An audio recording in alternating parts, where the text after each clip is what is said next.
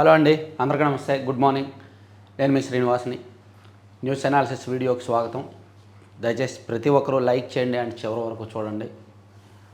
మనం నిన్న అమరావతిలో మాజీ ప్రధాని అటల్ బిహారీ వాజ్పేయి గారి విగ్రహావిష్కరణ జరిగింది. సో ఈ సందర్భంగా అటల్ అండ్ ఎన్టీఆర్ సేవలు గుర్తుండిపోయేలా అమరావతిలో స్మృతివనాలు కడతామని సీఎం చంద్రబాబు నాయుడు గారు చెప్పారు. ఆల్రెడీ పొట్టి శ్రీరాములు గారి స్మృతివనం స్మారక విగ్రహం అన్నారు. అండ్ అటల్ బిహారీ వాజ్పేయి గారు అండ్ ఎన్టీఆర్ గారి విగ్రహాలు వస్తున్నాయి. సో ఎవరి జయంతి లేదా ఎవరు వర్ధంతో వస్తున్నప్పుడు పెద్ద పెద్ద వాళ్ళ విగ్రహాలన్నీ అమరావతిలో పెడతామని సీఎం గారు హామీ ఇస్తున్నారు. సో అందులో అంటే దానికోసం సెపరేట్గా ఒక ప్లేస్ కేటాయిస్తారు. మేబీ స్మృతివనాల కోసం కొన్ని ఎకరాల ప్లేస్ కేటాయించి అక్కడ వెళ్ళేలాగా చూస్తారు. జనహృదయ నేత వాజ్పేయి, అటల్, ఎన్టీఆర్ సేవలు గుర్తుండిపోయేలా అమరావతిలో స్మృతివనాలు. దేశం కోసం మోదీ, తెలుగు ప్రజల కోసం నేను ఆలోచిస్తున్నాం. చిల్లర వ్యక్తులతో రాజకీయాలు చేయాల్సి రావడం బాధగా ఉంది. సుపరిపాలనా దినోత్సవ సభలో ముఖ్యమంత్రి చంద్రబాబు.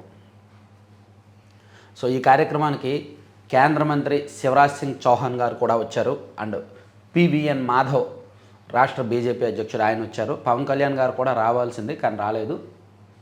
సో అది బ్యానర్లో వేశారు. భారతదేశం గర్వించే నాయకుడు యుగపురుషుడు అటల్ బిహారీ వాజ్పేయి. ప్రజా రాజధాని అమరావతిలో ఆయన జయంతి ఉత్సవాలు జరపడం సంతోషంగా ఉంది. భారతదేశం ఉన్నంత వరకు భారతీయుల గుండెల్లో వాజ్పేయి చిరస్థాయిగా నిలిచిపోతారు అని ముఖ్యమంత్రి చంద్రబాబు అన్నారు. నిజానికి ఇప్పుడున్న నరేంద్ర మోదీ గారితో కంటే చంద్రబాబు గారికి అటల్ బిహారీ వాజ్పేయి గారితో సాన్నిహిత్యం ఎక్కువ. అప్పుడు 2004కి ముందు కేంద్రంలో ఎన్డీఏ ప్రభుత్వం అధికారంలో ఉన్నప్పుడు అటల్ బిహారీ వాజ్పేయి గారు ప్రధానమంత్రిగా ఉన్నారు. ఎన్డీఏ కన్వీనర్గా జాతీయ స్థాయి రాజకీయాల్లో కీలక నేతగా చంద్రబాబు గారు ఉన్నారన్నమాట. సో అప్పుడు వాళ్ళిద్దరి మధ్య తరచూ, ఇప్పుడంటే ఢిల్లీ అప్పుడప్పుడు వెళ్తున్నారు కానీ అప్పుడు చంద్రబాబు గారు తరచూ ఢిల్లీ వెళ్ళడం, కేంద్ర మంత్రులతో భేటీలు అవ్వడం, రాజకీయ అంశాలను కూడా చర్చించడం, కేంద్ర ప్రభుత్వ అంశాలను కూడా చర్చించడం, చాలా రాష్ట్రాల ముఖ్యమంత్రులను శాసించే స్థాయిలో చంద్రబాబు గారు అప్పుడు ఉన్నారు. సో అప్పుడు వాళ్ళిద్దరికీ సాన్నిహిత్యం అలా ఉండేది. సో ఇదే అంశాన్ని అన్ని పత్రికల్లో వేశారు. అండ్ అటల్ బిహారీ వాజ్పేయి దీనికి సందర్భంగా ఈయన నరేంద్ర మోదీ గారు ఆర్టికల్ 370 గోడను కూల్చేయడం గర్వకారణం. ప్రధాని నరేంద్ర మోదీ లక్నోలో ప్రేరణాస్థల్ ప్రారంభం. జమ్మూ కాశ్మీర్కు ప్రత్యేక ప్రతిపత్తిని కల్పించే ఆర్టికల్ 370 అనే గోడను కూల్చేయడాన్ని భాజపా గర్వకారణంగా భావిస్తోందని ప్రధానమంత్రి నరేంద్ర మోదీ స్పష్టం చేశారు. వారసత్వ రాజకీయాలు చేసే కాంగ్రెస్ పార్టీలో ఒక కుటుంబాన్నే కీర్తించడం దారుణమని వ్యాఖ్యానించారు. మాజీ ప్రధాని వాజ్పేయి 101వ జయంతి సందర్భంగా ఆయన లక్నోలో ప్రేరణా స్థల్ను ప్రారంభించి అక్కడ నివాళులు అర్పించారనమాట. అలాగే మావోయిస్టులకు అండ్ భద్రతా బలగాలకు ఎదురు కాల్పులు జరుగుతూనే ఉన్నాయి. మార్చి నెలాఖరికల్లా మావోయిస్టులు లేకుండా చేస్తాము అనే కేంద్ర ప్రతిన మేరకు కీలక నేత మావోయిస్ట్ కేంద్ర కమిటీ సభ్యుడు గణేష్ ఎన్కౌంటర్ జరిగింది. కొంధమాల్లో ఎదురుకాల్పులో 6 మృతి. గణేష్ అలియాస్ హనుమంతుది నల్గొండ జిల్లా. ఒడిశాలోని కొంధమాల్ జిల్లాలో జరిగిన ఎదురుకాల్పుల్లో 6 మావోయిస్టులు మృతుల్లో ఒకరిని మావోయిస్ట్ కీలక నేత కేంద్ర కమిటీ సభ్యుడు గణేష్ ఉయికే అలియాస్ హనుమంతుగా గుర్తించారు. ఆయన స్వస్థలం తెలంగాణలో నల్గొండ జిల్లా చుండూరు మండలం పుల్లెంల. కొంధమాల్ జిల్లా చకాపద పోలీస్ స్టేషన్ పరిధిలో అడవుల్లో మావోయిస్టుల కదలికలపై నిఘా వర్గాల సమాచారంతో సంయుక్త భద్రతా బలగాలు మొత్తం 23 బృందాలుగా అడవుల్లో గాలింపులు చేపట్టి గురువారం ఉదయం గంజాం జిల్లా సరిహద్దుల్లో గస్మా అడవుల్లో ఓఎస్జీ బలగాలు మావోయిస్టుల మధ్య ఎదురుకాల్పులు జరిగాయి. సో ఇందులో గణేష్ దొరికారు. ఇక రాత్రి కర్ణాటకలో ఒక ఘోరమైన బస్సు ప్రమాదం జరిగిందండి. ఎదురుగా వస్తున్న lorry, container and travels bus ఢీకొన్నాయి. అర్ధరాత్రి వేళ మంటల్లో చిక్కుకున్న ప్రయాణికులు. బస్సులో 5గురితో పాటు లారీ డ్రైవర్ సజీవ దహనం. 28 మందికి గాయాలు. 3 పరిస్థితి విషమం. 5 మరణించారు, మరో 3 పరిస్థితి విషమంగా ఉంది. తిరుమల కిటకిట. వరుస సెలవులతో పోటెత్తిన భక్తులు. భూదేవి కాంప్లెక్స్ క్యూలైన టోకెన్ల కోసం ఇనుపు గ్రిల్స్ని దాటి మరీ వెళ్తున్న భక్తులు చూసారా. వరుస సెలవులు రావడంతో, క్రిస్మస్ సెలవులు పిల్లలకు ఉండడంతో ఈ తిరుమల స్వామివారిని దర్శించుకోవడానికి విపరీతంగా వస్తున్నారు. నిజంగా వీళ్ళ భక్తులు కాదండి. అంటే టు బి ఫ్యాక్ట్ ఇలా అంటున్నానని ఏమీ అనుకోవద్దు. భక్తికి స్వార్థమే ఉంది. నాకు సెలవు అయితేనే నేను వెళ్తానే ఉంది. సెలవు పెట్టి వెళ్ళండి. నిజంగా భక్తి దేవుడే కదా అన్నీ కదా, అవునా కదా. సో దేవుడే అన్నీ అనుకున్నప్పుడు కొంతమంది ఎంప్లాయీస్ శనివారం ఆదివారం నాకు సెలవు, సో తిరుమల వెళ్ళి వచ్చేద్దాం. మన పిల్లలకి మనకి ఈ 3 రోజులు సెలవు, సో తిరుమల వెళ్ళి వచ్చేద్దాం అంటే సెలవు రోజుల్లోనే వెళ్తారా? సెలవు పెట్టి వెళ్ళకూడదా? అది స్వార్థమేగా. నన్ను చాలామంది దర్శనాలు ఇప్పించమని అడుగుతారు. నా సన్నిహితులు, నా బెస్ట్ ఫ్రెండ్స్, నా క్లోజ్ ఫ్రెండ్స్ అండ్ నా రిలేటివ్స్ కొంతమంది వాళ్ళు షెడ్యూల్ చూసుకొని శనివారం నాకు సెలవు, నేను శుక్రవారం సాయంత్రం బయలుదేరిపోతా, ఆదివారం దర్శనం చేసుకొని ఆదివారం సాయంత్రం రిటర్న్ వచ్చి సోమవారం డ్యూటీకి వెళ్ళిపోతా అంటారు. ఇప్పించనని చెప్తా. వద్దు, నువ్వు సెలవు పెట్టు, బుధవారమో గురువారమో వెళ్ళు చెప్తా. ఇలాగే అంటే భక్తి దగ్గర స్వార్థం ఏముంది, సెలవేంటి? ఇదిగో ఇలా భక్తులు అందరూ కూడా సెలవు రోజులు సోమవారం చూసేయాలని వెళ్ళిపోతారు. చూడండి ఎంత అక్కడ తోపులాట ఎంత దారుణంగా జరుగుతుందో తెలుసా. దేవుడా ఏమిటి పరీక్ష అని అలిపిరి భూదేవి కాంప్లెక్స్లో ఆర్తనాదాలు. శ్రీవారి దివ్య దర్శన టోకెన్ల కోసం పోటెత్తిన భక్తులు, క్యూ లైన్లలో అరుపులు, కేకలు, తోపులాట్లు, ఉద్రిక్తతకు దారితీసిన పరిస్థితులు. ప్రభుత్వం టీటీడీ నిర్లక్ష్యం, సౌకర్యాల కల్పనలో విఫలం. ఏం సౌకర్యాలు కల్పిస్తారు ఏంటో. సో భక్తి పెరగట్లేదు సుమి. మీరు అనుకోవచ్చు జనంలో భక్తి పెరిగిపోతుంది అని, పాపభీతి పెరిగిపోతుంది, స్వార్థం పెరిగిపోతుంది. శ్రీవాణి కోట ఇక ఆన్లైన్లో జీపీఎస్ ఆధారంగా భక్తుల సెల్ ఫోన్ల నుంచే రోజువారీ బుకింగ్. జనవరి నుంచి అమలు చేసే యోచనలో తీతిదే.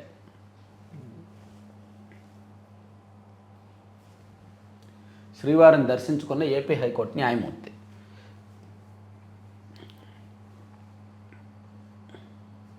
భక్తి ఉండొచ్చు కానీ అది స్వార్థంతో కూడుకున్న భక్తి అయి ఉండకూడదు, పాపభీతిగా ఉండకూడదు, మన అవసరం మన స్వార్థంలా ఉండకూడదు.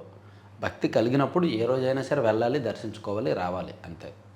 అలా ఉండాలి తప్ప దానిలో ఏంటో ఇవన్నీ సరే అంతా పక్కన పెడితే గ్రేటర్ విజయవాడతోనే భవిష్యత్తు. ముఖ్యమంత్రికి ఎంపీ శివనాథ్, ఎమ్మెల్యే గద్దె విజ్ఞప్తి సానుకూలంగా స్పందించి నెదరు. గ్రేటర్ విజయవాడను ఏర్పాటు చేసి ఈ ప్రాంత ప్రజల దశాబ్దాల కళను సాకారం చేయాలని ముఖ్యమంత్రి చంద్రబాబుకు ఎంపీ కేశినేని శివనాథ్, ఎమ్మెల్యే గద్దె రామ్మోహన్ విజ్ఞప్తి చేశారు. సచివాలయంలో ముఖ్యమంత్రిని గురువారం కలిసి గ్రేటర్ విజయవాడపై నివేదిక సమర్పించారు. ఇప్పుడు విజయవాడ అమరావతిలో పార్టే కదా, సో ఇప్పుడు దాన్ని గ్రేటర్ విజయవాడగా మార్చడం ఎందుకు? మొత్తం కలిపి గ్రేటర్ అమరావతి ఉంటే అమరావతిలో విజయవాడ, గుంటూరు అన్నీ ఉంటే సరిపోద్దిగా. వైకుంఠ ద్వార దర్శనాలకు అదనపు లడ్డూలు తయారీ చేయండి. నేటి నుంచి తిరుపతిలో భారతీయ విజ్ఞాన సమ్మేళనం. హాజరు కానున్న చంద్రబాబు, మోహన్ భాగవత్. వీఆర్ఎస్ నిర్ణయం వెనక్కి తీసుకుంటే తీవ్ర చర్యలు ఉంటాయని బెదిరించారు. మాజీ ఐఏఎస్ ప్రవీణ్ ప్రకాష్ వెల్లడి. స్వచ్ఛంద పదవి విరమణ దరఖాస్తు వెనక్కి తీసుకుంటే తీవ్ర పరిణామాలు ఉంటాయని అప్పట్లో తనను కొందరు బెదిరించారని మాజీ ఐఏఎస్ అధికారి ప్రవీణ్ ప్రకాష్ ఒక యూట్యూబ్ ఛానల్కి ఇచ్చిన ఇంటర్వ్యూలో ఆయన ఈ విషయం చెప్పారు.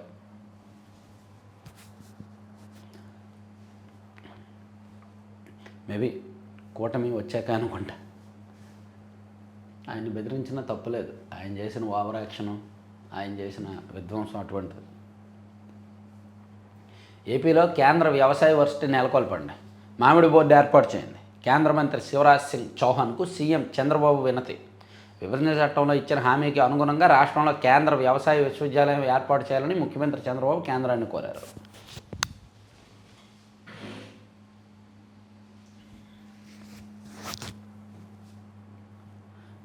సుపరిపాలనకు ఆయనే స్ఫూర్తి. విలువల నేత వాజ్పేయి కేంద్ర వ్యవసాయ వాజ్పేయి గారి విగ్రహావిష్కరణ దగ్గర మాట్లాడినవన్నీ అంశారు. తర్వాత ప్రజాక్షేమం ముందు రాజకీయాల తర్వాత వాజ్పేయి మాటతోనే ఈ ఆలోచనకు వచ్చే ఉప ముఖ్యమంత్రి పవన్ కళ్యాణ్. మాజీ ప్రధాని వాజ్పేయి రాజకీయ నాయకుడు మాత్రమే కాదు, అసలైన రాజనీతిజ్ఞుడు. ప్రతి నాయకుడు ఆయన నుంచి స్ఫూర్తి పొందాలి. ఆయన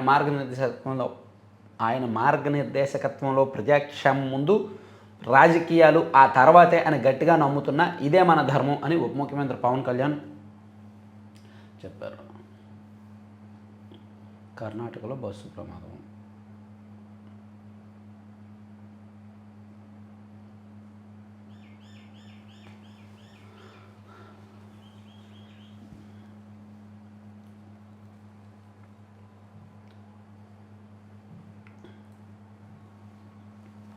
మూగజీవాలకు వేదన. 300కు పైగా పశు వైద్య పోస్టులు ఖాళీ. మందులు అందుబాటులో లేక ఇబ్బందులు. ఏపీ ఎన్హెచ్ ప్రాజెక్టులకు మోకాలు అడ్డుతున్న మోర్త్. పెడన లక్ష్మీపురం హైవే విస్తరణ వద్దంటూ కొర్రె. గుడివాడ గొడ్లవల్లేరు వద్ద బైపాసులు పెంచాలని మెలిక. డోర్నాల శ్రీశైలం హైవే విస్తరణలో రాష్ట్ర ప్రభుత్వం నిధులు వెచ్చించాలని పట్టు. సో జాతీయ రహదారుల మంత్రిత్వ శాఖ మన రాష్ట్రానికి సంబంధించిన కొన్ని నేషనల్ హైవేస్ని శాంక్షన్ చేయట్లేదు, అదొద్దు ఇదొద్దు అని చెప్పి మెలికలు పెడుతున్నారని రాశారండి. ఇది కేంద్రంతో కొంచెం సంప్రదింపులు జరపాలి. ఎందుకంటే మన రాష్ట్ర ఎంపీలు ఉంటేనే కేంద్రంలో ఎన్డీఏ గవర్నమెంట్ ఉంటుంది, ప్రధానమంత్రి నరేంద్ర మోదీ గారు ప్రధానిగా ఉంటారనేది మర్చిపోకూడదు.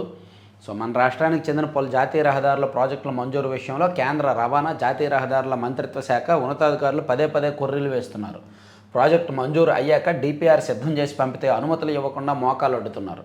ఈ ప్రాజెక్టులు వద్దనేలా వ్యవహరిస్తున్నారు. పెడన లక్ష్మీపురం హైవే, డోర్నాల శ్రీశైలం హైవేల విస్తరణ విషయంలో ఈ పరిస్థితి నెలకొంది. సో ఈ విషయంలో ప్రభుత్వం కల్పించుకుంటే బెటర్. అవసరమైతే ఢిల్లీ వెళ్ళి ఎంపీలందరూ మాట్లాడాలి. ఇక ఉపాధి భారం ఏడాదికి 4,259 కోట్లు, ఇదో కీలకమైన అంశం. ఉపాధి హామీ పనులకు ఇన్నాళ్ళు కూడా వేతనాలు పూర్తిగా 100% కేంద్రమే ఇచ్చేసేది. కానీ ఇప్పుడు వేతనాల్లో 40% మనమే ఇవ్వాలంట, రాష్ట్ర ప్రభుత్వం భరించాలి. అలాగే మెటీరియల్లో 40%. ఓవరాల్గా ఉపాధి హామీ పనులకు 40-60 రేషియో ఇచ్చారు. అంటే కేంద్రం 60% పెడితే కేంద్రం 40%, రాష్ట్రం 40% పెట్టాలి. దీనివలన సంవత్సరానికి 4,259 కోట్లు భారం పడుతుంది. ఇది చాలా కష్టం. ఆల్రెడీ ఉపాధి హామీ ఇది మహాత్మా గాంధీ జాతీయ గ్రామీణ ఉపాధి హామీ పథకం పేరు మార్చడాన్నే అందరూ చూశారు. మహాత్మా గాంధీ గారి పేరు తీశారు, రామ్జీ పేరు తెచ్చారు అని చెప్పి అందరూ చూశారు. కానీ ఆ చట్టంలో అసలైన మెలికిది. కేంద్రం ఇంతకుముందు 100% వాటా ఇచ్చేది కాస్త ఇప్పుడు 40% మీరు పెట్టుకోండి, 60% మేము ఇస్తామని చెప్తాము. ఇంతకుముందు ఓన్లీ మెటీరియల్ కాంపోనెంట్లో మాత్రమే కేంద్రం 75%, రాష్ట్రం 25% ఉండేది. సో ఇది చాలా కీలకమైన అంశం. మనం ఆల్రెడీ వీడియో చేసాం దీని మీద. వంశధారకు అవకాశం ఇవ్వండి, ట్రిబ్యునల్ తీర్పు గెజెట్ ప్రజలకు ఏపీ ప్రభుత్వం పట్టు.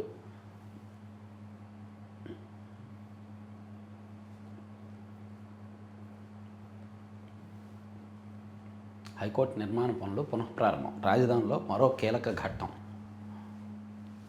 ఫోర్జరీకి పాల్పడిన 5 కబడ్డీ క్రీడాకారులపై కేసు. సహకరించిన కార్యదర్శి శ్రీకాంత్, కోచ్ శ్రీధర్పైన కేసు. క్రీడాకారుల వయసు ధృవీకరణ పత్రాలను ఫోర్జరీ చేసి పోటీలకు ఎంపిక చేశారు. ఏకంగా 7 ఏళ్లకు పైగా వయసు తక్కువగా చూపారు. బాధిత క్రీడాకారుల ఫిర్యాదు మేరకు స్పోర్ట్స్ అథారిటీ ఆఫ్ ఆంధ్రప్రదేశ్ అధికారులు విచారణ చేపగా అసలు విషయం బయటపడింది. దీంతో శాప్ ఇన్సెంటివ్స్ ఇన్ఛార్జి అధికారి రమణ మాచవరం పోలీసులకు ఫిర్యాదు చేశారు. సరే, ఇవన్నీ ఈనాడు. ఇప్పుడు సాక్షికి వెళ్దాం. సాక్షిలో దేవుడా ఏమిటి పరీక్షని తిరుమల దర్శనాలకు సంబంధించి రాశారు. ఇక కేంద్ర నిధులపై బాబు సర్కారు పెత్తనం, గ్రామాలకు గ్రహణం. 15వ ఆర్థిక సంఘం సిఫార్సుల మేరకు గ్రామ పంచాయతీలకు కేంద్రం ఇచ్చిన నిధులపై ఆంక్షలు. రాజ్యాంగబద్ధంగా స్థానిక సంస్థలకు ఇవ్వాల్సిన నిధులను అడ్డుకుంటూ నిరంకుశత్వం. ఊరిని వీళ్ళేదో వైసీపీ అధికారంలో ఉన్నప్పుడు అయితే వీళ్ళ ఆర్థిక సంఘం నిధులు కరెంటు బిల్లులు కట్టేశారు, వాటిని హోల్డ్ చేశారు, వాటిని వేరే అవసరాలకు మళ్లించారు. వీళ్ళు కూడా వార్త రాసేవాళ్ళే. వైసీపీ అధికారంలో ఉన్నప్పుడు ఆర్థిక సంఘం నిధులు ఏవి పంచాయతీలకు ఇవ్వాల. పాపం సర్పంచులు వచ్చి గొడవ చేసేవారు. స్థానిక అవసరాలకు అనుగుణంగా ఖర్చు పెట్టనివ్వకుండా గ్రామ స్వరాజ్యానికి తూట్లు. రాష్ట్ర ప్రభుత్వం నిర్ణయించే పనులకే నిధులంటూ పంచాయతీరాజ్ సర్క్యులర్. విజయనగరం సహా పలు జిల్లాల్లో ఎంపీడీఓలకు ప్రభుత్వం నుంచి ఆదేశాలు జారీ. సర్పంచుల పదవీకాలం ముగుస్తున్న సమయంలో బాబు సర్కార్ రాజకీయ ఎత్తుగాళ్ళు. ఇక్కడ విషయం ఏంటంటే సర్పంచుల పదవీకాలం ఇంకో 3 నెలల్లో ముగుస్తుంది. కాబట్టి ఆ పంచాయతీల ఖాతాల్లో ఉన్న డబ్బులు వాళ్ళు ఎడాపెడా ఖర్చు చేసేస్తున్నారు. వాళ్ళకి ఇష్టానుసారం ఖర్చు చేసి అవినీతికి పాల్పడుతున్నారు. ఆ అవకాశం లేకుండా మీరు డబ్బులు అలా ఉంచండి, మీరు దేనికి వాడద్దు, ఏదైనా వాడాలి అంటే అనుమతి తీసుకొనే వాడండి, దేనికి వాడుతున్నారో ముందే చెప్పండి అని చెప్పి ప్రభుత్వం ఒక సర్క్యులర్ జారీ చేసింది. అది మంచి విషయమే. దాన్ని కూడా వీళ్ళు ఇలా అడ్డంగా రాశారనమాట. ఏదో వైసీపీ అధికారంలో ఉన్నప్పుడు ఇంకా దారుణంగా చేశారు. వైసీపీ అధికారంలో ఉన్నప్పుడు అయితే అసలు ఆర్థిక సంఘం నిధులు ఖాతాల్లో పడిన వెంటనే దాన్ని డైవర్ట్ చేసేవాళ్ళు, మళ్లించేసేవాళ్ళు. ఖజానాకి ట్రెజరీకి వచ్చిన వెంటనే ఆ ట్రెజరీ నుంచి పంచాయతీలు డ్రా చేసుకునే అవకాశం కూడా ఉండేది కదా, దాన్ని మళ్లించేసేవారు. అప్పుడు అంత దుర్మార్గంగా పరిపాలించి ఇప్పుడేమో పెద్ద నీతి కబుర్లు చెప్తున్నారు. రాజ్యాంగబద్ధంగా స్థానిక సంస్థలకు ఇవ్వాల్సిన నిధులను అడ్డుకుంటున్నారంట. అసలు ఈ వార్త రాసే అర్హత సాక్షికి లేదు. అఫ్కోర్స్ ఇప్పుడు ఎన్నికలు కాబట్టి ప్రభుత్వం ఇలా చేయడం మంచిదే. మీ కులం మతం ఏమిటి?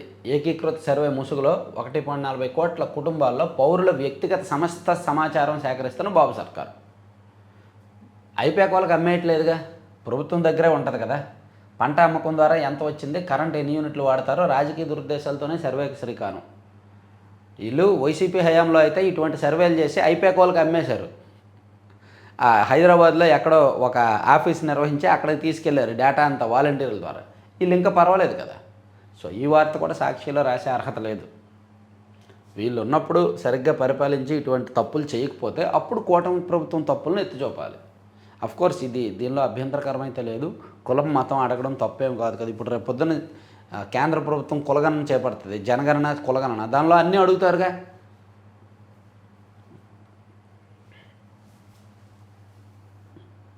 పీపీపీ ద్వారానే సంపద సృష్టి.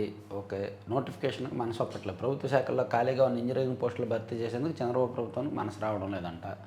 రుషికొండపై మా అభిప్రాయాలు తీసుకోలేదు. రుషికొండ భవనాల వినియోగంలో స్థానిక ప్రజాప్రతినిధుల అభిప్రాయాలను తీసుకోలేదని బీజేపీ ఎమ్మెల్యే విష్ణుకుమార్ రాజు చెప్పారు. కరెక్టే. అణ్వాయుధ సామర్థ్య క్షిపణి ప్రయోగం విజయవంతం. కృష్ణా డెల్టాకు పెనుముప్పు. షెల్ ఆయిల్ గ్యాస్ వెలికితీతలో సాగునీటికే కాదు తాగునీటికి తీవ్ర ఇబ్బందులు. వేదాంతకు షెల్ గ్యాస్ ఆయిల్ వెలికితీత అనుభవం లేదు. తక్షణమైన నిర్ణయాన్ని వెనక్కి తీసుకోవాలి. రాష్ట్ర ప్రభుత్వానికి సైంటిస్ట్ ఫర్ పీపుల్ శాస్త్రవేత్తల లేఖ. బచావ్ ట్రైబ్యునల్కు విరుద్ధంగా గోదావరి కావేరీ అనుసంధానం. ఇచ్చంపల్లి నుంచి 85 టీఎంసీలు వాడుకోవడానికి ఉమ్మడి ఏపీకి ట్రిబ్యునల్ అనుమతి. కానీ అక్కడ నుంచి 148 టీఎంసీలను కావేరీకి మళ్లించాలా ఎన్డబ్ల్యూడిఏ డిపిఆర్. ఇది ట్రైబ్యునల్ అవార్డుకు విరుద్ధమే అంటున్న సాగునీటి రంగ న్యాయ రంగ నిపుణులు. సో గోదావరి కావేరీ అనుసంధానం అంట ట్రిబ్యునల్ నిర్ణయానికి విరుద్ధంగా ఉందని చెప్తున్నారు. ఇక నువ్వు కావాలి మాట్లాడుకుందాం రా. ఎస్టీ మహిళతో టీడీపీ నేత అసభ్య ప్రవర్తన. పోలీసులకు ఫిర్యాదు చేసిన బాధితురాలు. టీడీపీ నియోజకవర్గ ఇన్ఛార్జి పరిటాల శ్రీరామ్తో వెంకట్రాముడు అనే ఒక నాయకుడు, టీడీపీ నాయకుడు అంటే ఒక ఎస్టీ మహిళకు ఫోన్ చేసి నువ్వు కావాలి మాట్లాడుకుందాం రా అని చెప్పి ఒక వార్త రాశారు. లోపల పేజీలకు వెళ్దామా. పీపీపీ ద్వారానే సంపద సృష్టి. ఎవరైనా అడ్డంకులు సృష్టించినా యాత్ర ఆగదు. వాజ్పేయి విగ్రహావిష్కరణ సభలో సీఎం. రియాద్ విమానానికి బాంబు బెదిరింపు. రియాద్ విమానాన్ని ఆర్డీఎక్స్ బాంబుతో పేల్చేస్తూ ఉంటూ గురువారం తెల్లవారుజామున శంషాబాద్ విమానాశ్రయానికి కస్టమర్ సపోర్ట్కు మరో బెదిరింపు కాల్ వచ్చిందంట. క్రిస్మస్ వేడుకల్లో వైఎస్ జగన్. ఏ వేడుకలైనా ఇవి మాత్రం ఉంటాయండి. ఈ ఫోటో మాత్రం ఉంటుంది, కానీ కోర్టులో కేసులు ఉంటాయి. కోర్టులో ఆస్తుల కేసులు ఉంటాయి, కానీ ఈవెంట్ వచ్చినప్పుడు ఈ ఫోటోలు ఉంటాయి. అంటే తమ్ముడే ప్యాకెటే అంటారు చూడు. ఆస్తే తల్లి కొడుకుల ప్రేమే అనేటట్టు అనమాట. సో ఎంతైనా తల్లి కొడుకుల ప్రేమలో ఆ స్వచ్ఛత ఉంటుంది. ఆ స్వచ్ఛత వాళ్ళిద్దరు కనిపించిన ప్రతిసారి కనిపిస్తుంది. అఫ్కోర్స్ ఫ్యామిలీలో మేబీ షర్మిల గారి వలన కొన్ని ఆస్తుల గొడవలు డిస్టర్బెన్స్లు జరిగితే జరగవచ్చు కాక, that's not a problem.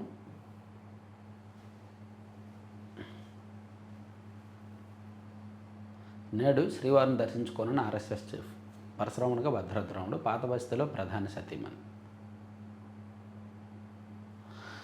Okay, ఇవన్నీ సాక్షి అంశాలు. ఇవి పక్కన పెట్టి ఆంధ్రజ్యోతిలో చూస్తే పీపీపీతోనే ప్రగతి అని వాజ్పేయి ఇదే నమ్మారు. మౌలిక వస్తువులు ప్రాజెక్టులతో సంపద సృష్టికి నాంది పలికారు. ఎగ్జాక్ట్లీ 2004కు ముందు కేంద్రంలో ప్రధానమంత్రి అధికారంలో ఉన్నప్పుడు, ఇక్కడ రాష్ట్రంలో సీఎం చంద్రబాబు గారు ఉమ్మడి ఏపీ సీఎంగా ఉన్నప్పుడు అన్నీ పీపీపీకి చాలా వరకు ఇచ్చారు. శంషాబాద్ ఎయిర్పోర్ట్ పీపీపీకి ఇచ్చారు. జాతీయ రహదారులు పీపీపీకి ఇచ్చారు. పీపీపీ విధానం వచ్చింది అప్పుడే, వాజ్పేయి గారు ఉన్నప్పుడే. ఒకప్పుడు నాయకులు ఎంతో హుందాగా ఉండేవారు. మహోన్నత విలువలతో రాజకీయాలు నడిపిన వాజ్పేయి లాంటి గొప్పవారితో కలిసి పనిచేసిన నేను ఇప్పుడు చిల్లర వ్యక్తులతో మాటలు పడాల్సి రావడం బాధగా ఉంది. వాజ్పేయి ప్రజల కోసం పరితపించేవారు. తెలుగు జాతి కోసం ఎన్టీఆర్ పోరాటం చేశారు. వాజ్పేయి మార్గంతోనే ప్రధాని మోదీ ప్రపంచంలో భారత్కు అగ్రస్థానం కోసం శ్రమిస్తున్నారు. తెలుగు జాతిని నెంబర్ 1 స్థానంలో చూడడమే నా లక్ష్యం అని సీఎం చంద్రబాబు గారు చెప్పారు. సో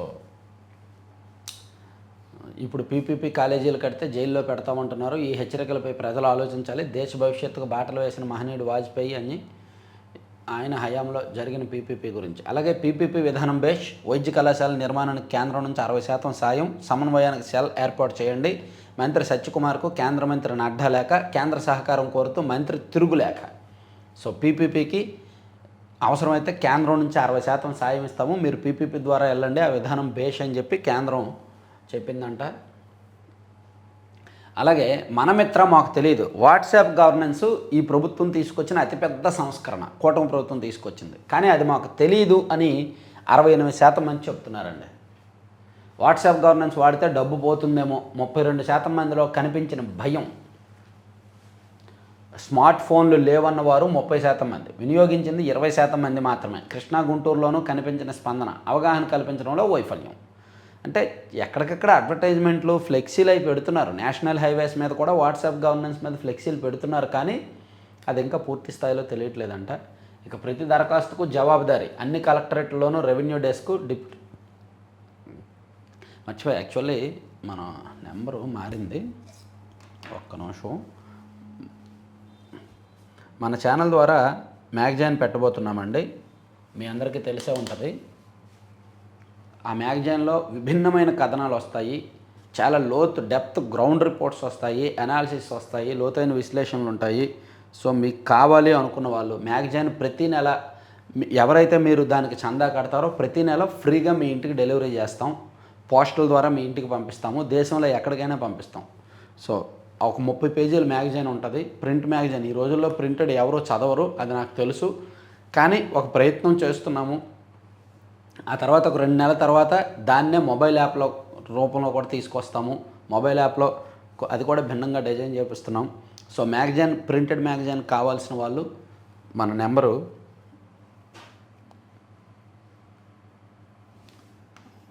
9391 335 ఈ నెంబర్కి సంప్రదించండి. మ్యాగజైన్ మాకు ఇంటింటికి డెలివరీ చేయండి అనుకున్న వాళ్ళు ఈ నెంబర్కి సంప్రదిస్తే, అడిగితే వాట్సాప్లో మెసేజ్ పెడితే వాళ్ళు మన టీం రెస్పాండ్ అవుతారు. అలాగే మ్యాగజైన్ ఆవిష్కరణ సభ మీటింగు విజయవాడలో ఉంది, విజయవాడలో జనవరి 1st వీక్లో ఉంది. సో ఈ మీటింగ్కి రావాల్సిన వాళ్ళు కూడా ఆ మీటింగ్లో ఆ నెంబర్లో తెలియజేయండి, మీ పేరు రిజిస్టర్ చేసుకోండి, ఓకేనా. సో విజయవాడలో మీటింగ్కి ఎవరైనా రావచ్చు. అండ్ మ్యాగజైన్ బుక్ చేసుకోవాలి అనుకున్న ఈ నెంబర్ని కాంటాక్ట్ చేయొచ్చు. సరే, పక్కన పెడితే ప్రతి దరఖాస్తుకు జవాబుదారీ అని అన్ని కలెక్టరేట్లలో రెవెన్యూ డెస్క్లో ఒకటి పెట్టబోతున్నారంటండి. డిప్యూటీ కలెక్టర్లకు బాధ్యత, విన్నపాలకు ఆధార్ అనుసంధానం, దరఖాస్తుదారుడికి సర్టిఫైడ్ కాపీ, స్వీకరణ పరిష్కారానికి ఓ సాఫ్ట్వేర్, రెవెన్యూ శాఖ నిర్ణయం. ప్రజా ఫిర్యాదులకు జవాబుదారీ ఉండాలన్న ముఖ్యమంత్రి చంద్రబాబు ఆదేశాలపై రెవెన్యూ శాఖ కదిలింది. రెవెన్యూ శాఖ సేవలు కోరుతూ ప్రజలు ఇచ్చే దరఖాస్తుల స్వీకరణ పరిష్కారానికి సంబంధించి కార్యాచరణ ప్రణాళికను రూపొందిస్తోంది. ప్రతి జిల్లా కలెక్టరేట్ పరిధిలో రెవెన్యూ డెస్క్ ఏర్పాటు చేయాలని నిర్ణయించింది. దీన్ని స్పెషల్ రెవెన్యూ డెస్క్గా పరిగణిస్తారు. మన్యం జిల్లాలో collector Prabhakar Reddy revenue clinic నిర్వహిస్తున్న సంగతి తెలిసిందే. అదే తరహాలో రాష్ట్ర వ్యాప్తంగా ప్రతి కలెక్టరేట్ పరిధిలోనూ పూర్తి స్థాయిలో పనిచేసేలా స్పెషల్ రెవెన్యూ డెస్క్ని ఏర్పాటు చేయాలని రెవెన్యూ శాఖ నిర్ణయించిందంట.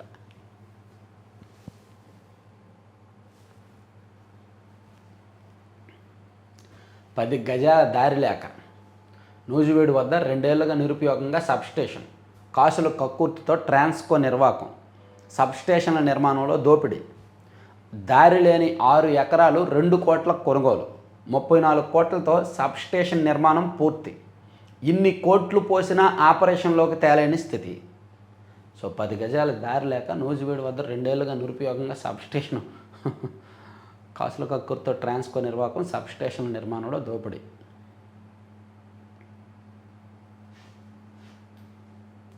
ఇలాగే ఉంటాయి విద్యుత్ శాఖలో పనులు, ఇలాగే ఉంటాయి.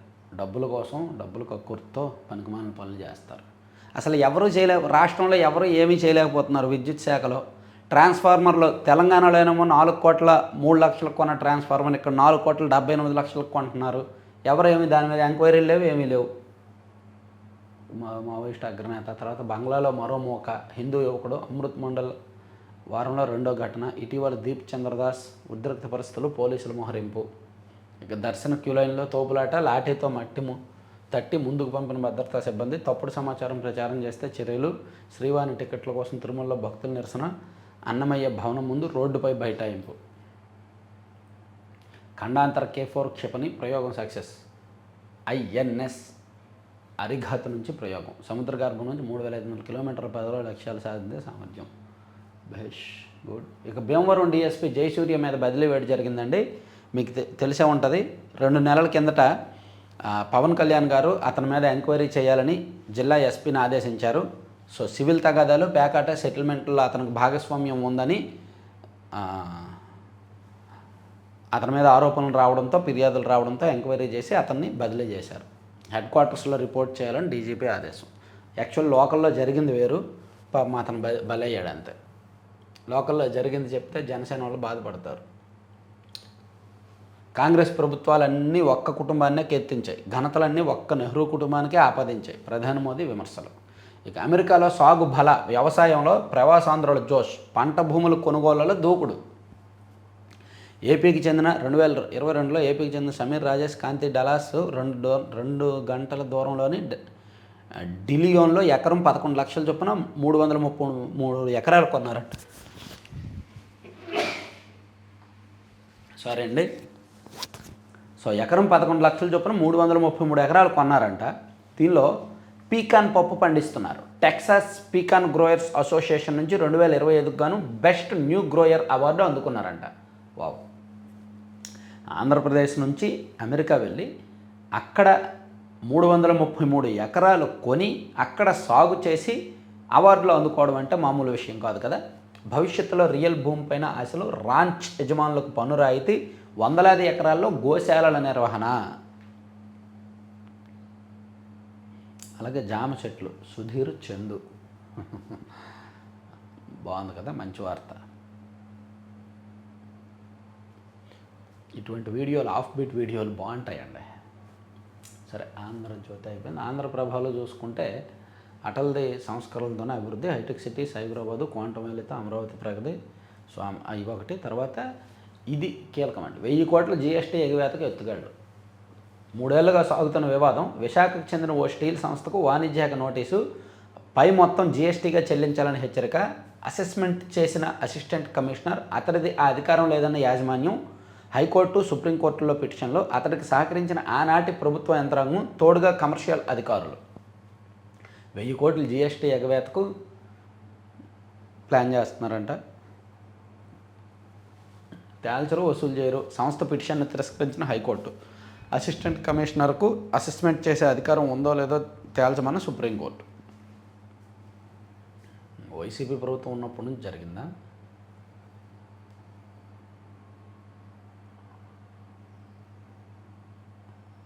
$952.17 కోట్లు జీఎస్టీ చెల్లించాలని అసిస్టెంట్ కమిషనరు వాళ్ళకు నోటీస్ ఇచ్చారు. అయితే తమ సంస్థకు అంత సీన్ లేదు, అంత కట్టాల్సిన అవసరం లేదని చెప్పి వాళ్ళు కోర్టులో వేశారు. దాన్ని ఎగవేయడానికి ఎత్తుగడలు చేస్తున్నారు. వాళ్ళకు అనుకూలంగా కొంతమంది వ్యవహరిస్తున్నారని చెప్పి రాశారు. ఇదేదో పెద్ద వ్యవహారమే. సీఎం ముంగిటికి సీమ జిల్లాల వివాదం అంటండి. పునర్వ్యవస్థీకరణ నేపథ్యంలో నిరసనలు, 3 చోట్ల జిల్లాల డిమాండ్లు, పలు జిల్లాల మండల పరిధులపై ఆందోళనలు, స్థానిక రాజకీయాల కారణంగా కూటమి నేతల మద్దతు. సో రాయలసీమలో ఎక్కువగా చిచ్చుపెట్టినట్టుంది జిల్లాల పునర్విభజన. సో ప్రభుత్వానికి అది తలనొప్పిగా మారింది. తర్వాత ఐకానిక్ హైకోర్టు శాశ్వత భవనం, 1000 కోట్ల వ్యయం, G+7 అంతస్తులు, భూమి పూజతో రాఫ్ట్ ఫౌండేషన్ పనులకు శ్రీకారం. హైకోర్టు శాశ్వత భవన నిర్మాణానికి నిన్న పనులు ప్రారంభమయ్యాయి.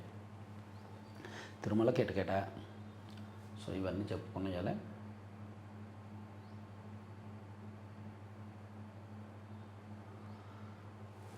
సో ఇవండి 4 పత్రికల్లో ఉన్న వార్తాంశాలు. చివరి వరకు చూసిన ప్రతి ఒక్కరికి ధన్యవాదాలు. మ్యాగజైన్ చూడండి, ఒక 3 నెలలు చూడండి. నచ్చితే ప్రతి నెల కంటిన్యూ చేద్దరు. ఎందుకంటే ఒక్క నెల కంటెంట్ మీకు ఆకట్టుకునొచ్చు, లేకపోవచ్చు.